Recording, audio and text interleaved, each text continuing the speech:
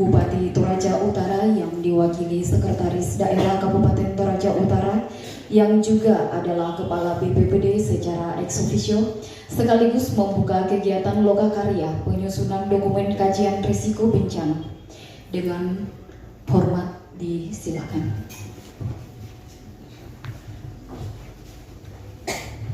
Selamat siang. Salam sejahtera bagi kita sekalian. Assalamualaikum warahmatullahi wabarakatuh. Yang terhormat anggota Forkopimda hadir, Pak Dandim hadir, Pak Kabak Ops mewakili Kapolres Toraja Utara. Yang saya hormati Pak Asisten Kepala Basarnas, saya lihat di sini Tanah Toraja ya. Yang sama saya hormati Kepala BMKG Tanah Toraja, biasanya Tanah Toraja dan Toraja Utara, dua kabupaten sama. Kalau Dandim Tanah Toraja tapi di Toraja Utara. Yang sama saya hormati seluruh pimpinan OPD, teristimewa kepada Pak Kalab BNPBD yang saya hormati sebagai pelaksana kegiatan hari ini. Yang juga saya hormati, saya kasihi Bapak Ibu Camat, seluruh hadirin yang sama saya hormati, tenaga ahli, kemudian teman-teman media yang saya lihat agak semangat di belakang. Singkatnya, seluruh hadirin yang sama saya hormati. Yang pertama, saya harus menjalankan absen dulu. Karena biasanya kalau saya mau menandatangani SKP agak terbalik-balik. Yang sangat baik diajukan ke saya lihat ya kurang-kurang aktif ikut pertemuan. Ya kalau kita juga minta dokumen bukti lampiran di SKP kurang-kurang juga, tapi maksa-maksa kita tanda tangan. Kemudian tadi ya saya sudah bilang tadi, mudah-mudahan saya tidak ditipu. Karena kami baru-baru melaksanakan membuka kegiatan KLHS di Marante, di kantor Bupati, di ruang pola. Hal yang sama saya lakukan. Saya cek, hampir semua katanya ikut pertemuan di sini. Saya nanti saya buktikan, saya akan turun. Yang hadir di dalam tadi Pak Kadis PU, Pak Kadis Sosial, Pak Kepala Bapeda, kemudian Pak Kepala Perkintan itu sendiri.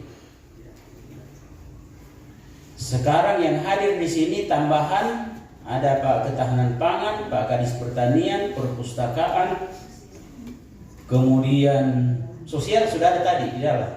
Jadi sudah dua, sama-sama kami sudah dua. Iya. Kemudian Pak Kepala Bapenda. Atau masih ada yang lain? Di belakang, BP3, P2KB. Ya, makasih Bu. Ditambah satu di belakang. Karena pasti saya tulis. Bu, saya tidak hitung yang diwakili karena yang dinilai nanti kan pimpinannya. SKP kan tidak mungkin ya ada diwakili di sini. Iya.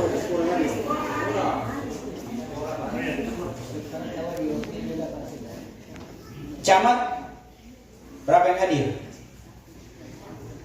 Tadi yang hadir di Marante ada Rindingalo, kemudian Telung Lipu, kemudian Nyadan Dempina itu sudah hadir semua di. Selebihnya hadir di sini. Ya paling tidak bahwa hadir. Jangan dibilang kalau kita di dalam dibilang hadir di sini. Kita di sini dibilang lagi hadir di dalam, kan tidak bagus seperti itu. mari kita belajar sportif. Kalau memang jelas halangannya apa? Saya main-main dengan Pak Dandim, tapi Pak Dandim bilang jangan-jangan hadir juga di total lah. Saya katakan ya Polres sekarang ya kencang memburu itu di total lah. Tapi sudah keterlaluan lah kalau seorang pejabat hadir di tempat-tempat seperti itu. Pertama, tentunya saya mewakili Bapak Bupati menyampaikan terima kasih yang sungguh tulus kepada Bapak Dandim, Pak Kapolres, kemudian dari Basarnas, dari BMKG. Tadi Bapak juga menyampaikan statistik ya. Tidak ada toh? Diwakili Pak. Oh diwakili. Ya. Minta maaf saya tidak sebut tadi karena dia bilang tadi kepala statistik. Saya lihat jadi saya tidak mau sebut karena saya tidak suka menghormati orang yang diundang lalu tidak hadir. Karena orang kalau kita undang orang berarti kita hormati, kita undang. Nah kalau tidak hadir Pak kawan jangan dihormati. Tapi rupanya diwakili. Terima kasih semuanya yang sudah hadir memenuhi undangan kami.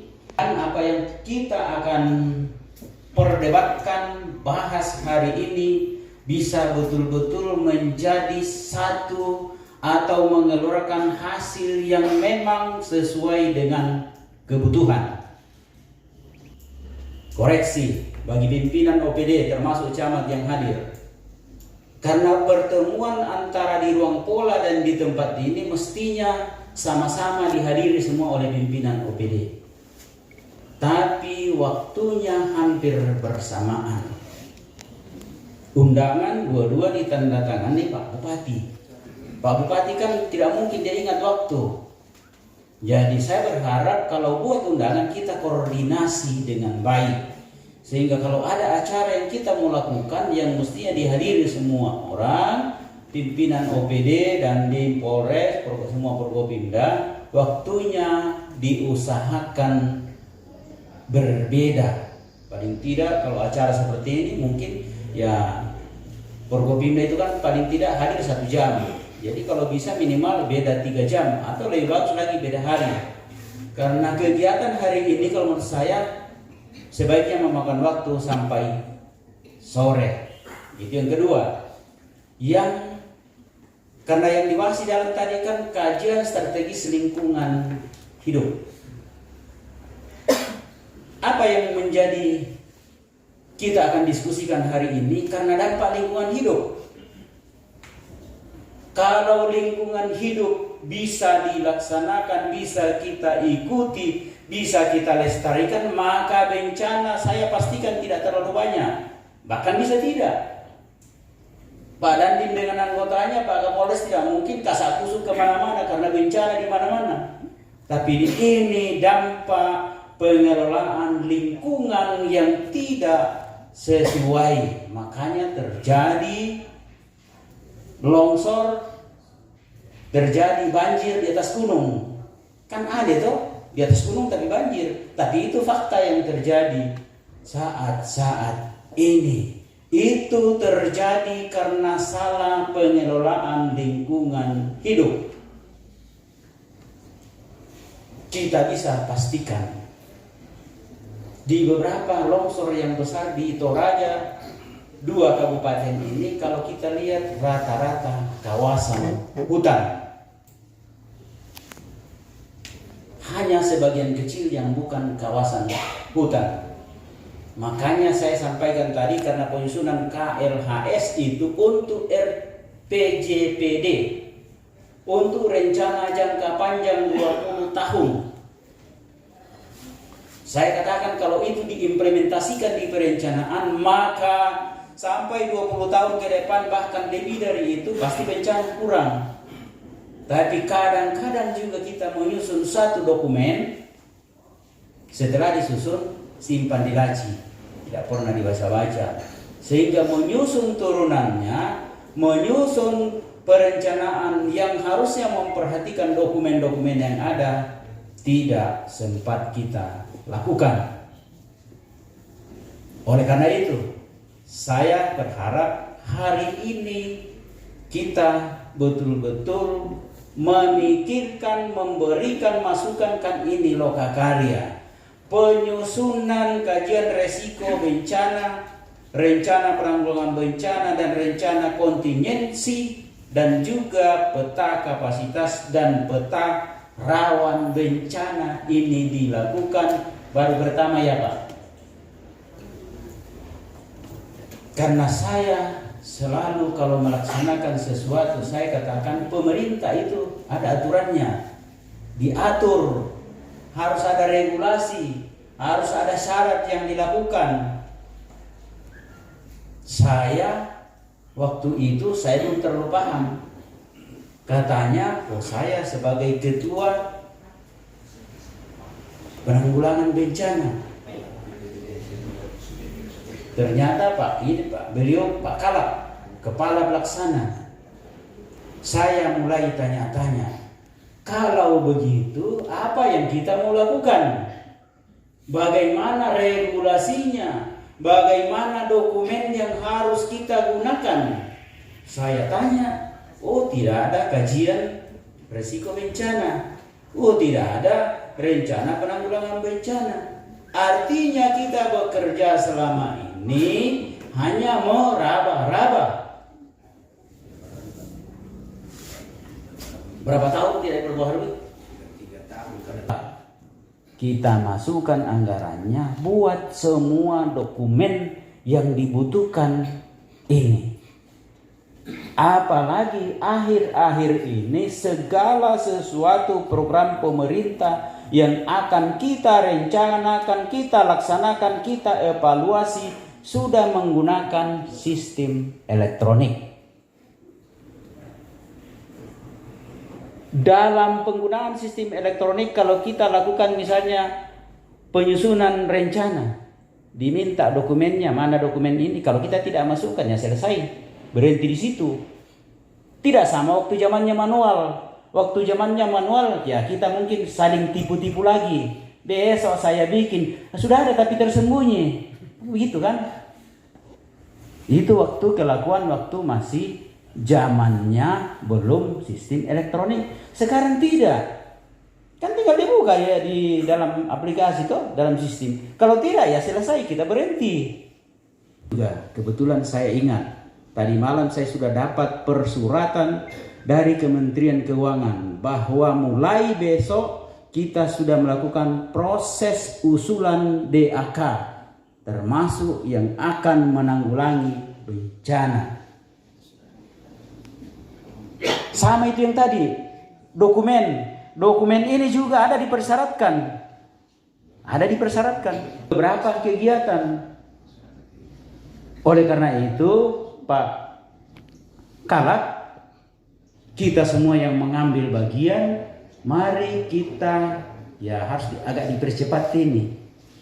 Karena waktu penginputan DAK, saya lihat di situ hanya 14 Juni sampai kalau saya tidak salah 17 Juli. Hanya 1 bulan. Apakah ini kita bisa selesaikan dalam waktu 1 bulan? Tanya kepada rumput yang bergoyang. Kan begitu.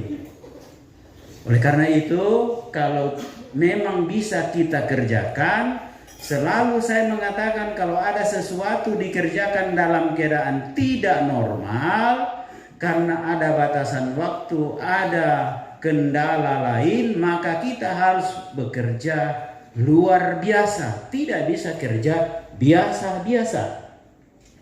Kalau waktu kerja yang namanya luar biasa, ya di luar jam kantor kita kerja. Malam sampai subuh kita juga bisa kerja. Kita atur staf kita ya. Kamu yang kerja dari jam ini sampai jam ini. Itu namanya kerja luar biasa. Tapi kalau ini sudah bukan jam kantor, hanya jam kantor itu kan hanya jam 4, kita sudah harus pulang. Dalam kondisi keadaan yang luar biasa, tidak bisa dengan prinsip itu. Dan yang saya mulai pahami, dalam penanggulangan bencana, ya memang sudah kita selalu bekerja luar biasa. Tahun lalu kami pernah di Buntao sampai jam 4 subuh dalam keadaan hujan-hujan ya Pak Kalak. Itu hujan, tapi kami sampai jam 4. Karena memang kita harus kerja luar biasa, tidak bisa lagi kerja biasa-biasa. Dan tahun ini juga ada beberapa ya malam, hari Minggu, hari Sabtu tidak mengenal waktu. Jadi itulah orang yang harus bekerja di penanggulangan bencana. Harus selalu bekerja luar biasa. Oleh karena itu, karena kalau saya lihat ini ada 3 item ini, mudah-mudahan sudah jalan sebagian. Kalau bisa segera kita selesaikan. Karena saya baca-baca tadi panduan DAK itu sudah ada yang mempersyaratkan ini. Sekali lagi, dan saya berharap kepada seluruh OPD yang dibutuhkan memberikan kontribusi utamanya data. Kalau dimintai jangan tanggung-tanggung, jangan ditunda-tunda. Karena ini juga pengalaman. Biasanya kalau hanya dimasukkan di grup, ada yang baca tapi setelah dibaca diam. Ada juga kayaknya tidak baca. Nah, nanti ditelepon satu-satu. Karena saya pantau, Pak Dandim bisa bayangkan kalau seperti ini. Seorang pimpinan OPD tidak punya WA. Tuh. Jadi misalnya mereka ya, ini kan 28 orang. Kalau ditelepon satu-satu kan 28 kali menelpon. Bisa berkali-kali dibaca sehingga kita diingatkan. Kalau ditelepon ya bisa lupa. Kan begitu. Jadi saya berharap hal-hal seperti itu kalau dimintai data segera diupayakan. Karena ini kepentingan masyarakat, kepentingan banyak stakeholder yang membutuhkan, bukan hanya Pak Kalak, tetapi pada prinsipnya untuk masyarakat Toraja Utara dan juga masyarakat Sulawesi Selatan, masyarakat Indonesia, bahkan masyarakat internasional kalau mau datang berwisata ke Toraja tapi jalannya putus karena bencana, nah itu juga terdampak. Jadi sekali lagi, karena kadang-kadang ini yang biasa susah dipenuhi, datanya, informasinya yang susah kadang dipenuhi. Hambatan bagi kita menyusun dokumen apapun namanya. Saya kira ini yang penting saya sampaikan hari ini. Atau terakhir Pak, bisa kita tentukan kapan ini selesai? Tim ahli kira-kira mantap. Jadi maafkan saya Pak, kalau saya buat janji begitu, ya biasa sebelum tanggal 17 dan pasti akhir Juni saya tanya beliau, Bang Susi. Ya kalau saya tanya bagaimana lagi ya. Dan saya berkali-kali pasti tanya, tidak hanya setelah di penghujung batas waktu yang kita tentukan. Karena memang rupanya harus cara-cara seperti itu. Tidak sama kalau Pak Dandim, Pak Kapolres perintah satu kali tidak ada. Nah, pokoknya Pak Dandim kembali bertanya, pasti siap komandan dan pasti dilaksanakan, dia dilaksanakan. Tapi kalau kita ini banyak yang balik menyampaikan taeseng, lamale Pak Tongkon, mau macam-macam lagi kan? Itu orang sipil kerjanya begitu. Ya, sehingga sekarang kita mulai membangun komitmen. Kemarin kami dengan Dinas Kesehatan, tadi lagi di dalam yaitu. Jadi 17 Juli wajib hukumnya selesai. Kecuali Tuhan yang mengatakan tidak selesai, baru itu tidak selesai. Aplaus untuk kita. Ya. Terakhir sekali, saya berharap kepada yang hadir hari ini, hadir dari pertama sampai terakhir.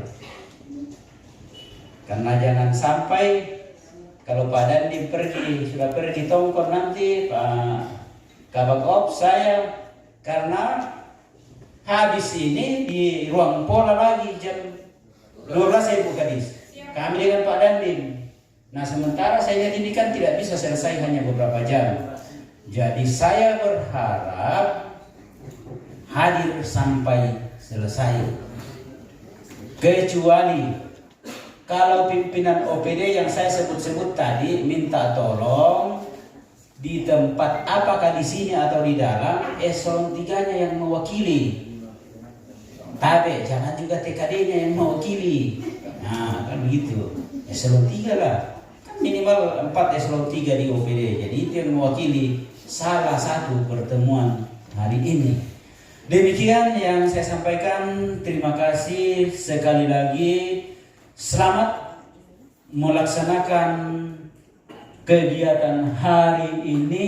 Mudah-mudahan Lokakarya, mari kita bersyukur dan berdoa kepada Tuhan Yang Maha Esa sehingga Lokakarya ini mengambil peran penting bagi kebutuhan masyarakat Toraja Utara. Oleh karena itu, mari kita bersama-sama menyampaikan puji dan syukur kehadirat Tuhan Yang Maha Kuasa. Lokakarya kita nyatakan dengan resmi dibuka.